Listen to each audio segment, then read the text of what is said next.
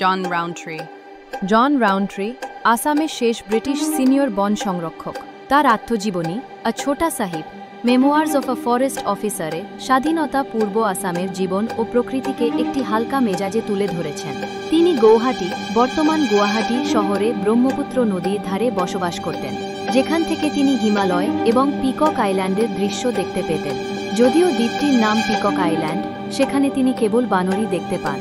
একটি লোকবিশ্বাস ছিল, যদি পিকক আইল্যান্ড ও মূল ভূখণ্ডের মাঝে থাকা চ্যানেলটি সম্পূর্ণ শুকিয়ে যায়, তবে তা ব্রিটিশ শাসনের সমাপ্তির সংকেত।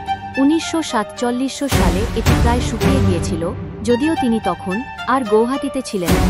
তিনি বর্ণনা করেন যে গৌহাটি ছিল আসামে প্রবেশের প্রধান দরজা, তবে অধিকাংশ মানুষ কেবল শিলং বা উপত্যকার অন্য জেলাগুলির পথে যাতায়াত করতেন। এখানে একবার এক বাঘ এসেছিল, যার পায়ের ছাপ তার বাড়ির উঠোনে পাওয়া যায়। উত্তর তীর ছিল বিস্তৃত, বিচ্ছিন্ন এবং রহস্যময় এলাকা।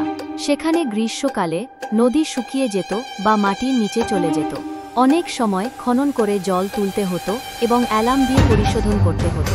ম্যানাস অভয়ারণ্যে গন্ডার ছিল এবং নদীগুলোতে মাছ পাওয়া যেত।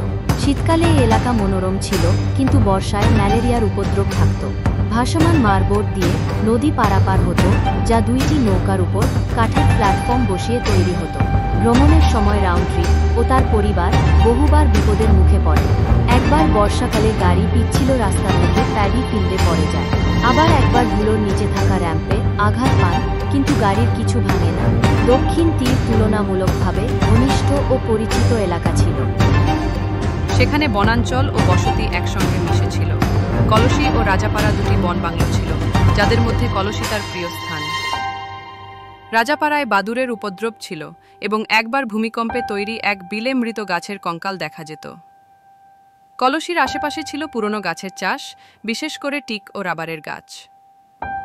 যদিও আসামের জলবায়ু টিক কাঠের মান খারাপ করে ফেলত, তিনি আসামের প্রকৃতি, বন্যপ্রাণী, নদী, বনাঞ্চল ও দৈনন্দিন জীবনের দুঃসাহসিক অভিজ্ঞতাগুলি অত্যন্ত মানবিক ও রসাত্মক ভঙ্গিতে তুলে ধরেছেন।